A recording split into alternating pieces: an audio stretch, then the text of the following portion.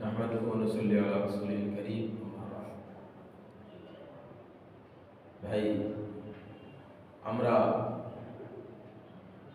জুমার দিনে আগামীকাল যে জুমা, এই জুমার দিনের বহুত ফজিলত আছে।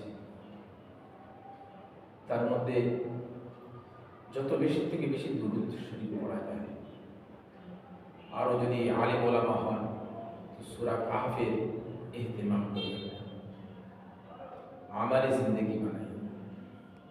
কেননা দুনিয়াতে মানুষের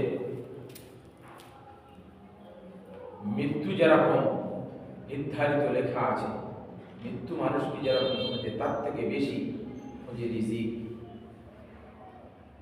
সেই জন্য ভাই, আমরা রিজিকের চিন্তায় বেশি মত, রিজিকের চিন্তা বেশি না করে সেটা আল্লাহর সুপর্দ করে, ওটা তো আল্লাহর জিম্মা। আমরা নিজেদের আমলি জিন্দেগি বানাই। জুমার দিনে যদি কেউ জুমার নামাজের পরে সুবহানাল্লাহিল আযীম ওয়া বিহামদিহি এই দোয়াটা 100 বার পড়ে, তাহলে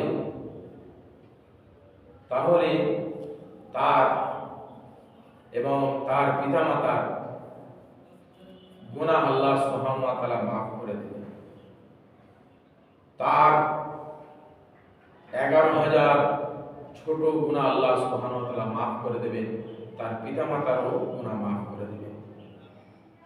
আর জুমার দিনে জুমার নামাজের পরে যদি কেউ 7 বার কুল হুয়াল্লাহু আহাদ পাঠ করে, 7 বার কুল আউযু বিরাব্বিল ফালাক পাঠ করে, 7 বার কুল আউযু বিরাব্বিন নাস পাঠ করে, এই 3টে সূরা যদি জুমার দিনে জুমার নামাজের পরে পাঠ করে, তো যে জুমায় পাঠ করবে সেই জুমা থেকে নিয়ে পরের জুমা পর্যন্ত আল্লাহ সুবহানাহু ওয়া তাআলা তার মৃত্যু ছাড়া সব দিক থেকে তাকে হেফাজত করবেন। বলুন সুবহানাল্লাহ। আল্লাহ সুবহানাহু ওয়া তাআলা আমাদের বলার থেকে এবং শোনার থেকে বেশি বেশি করে আমল করার তৌফিক দান করুন।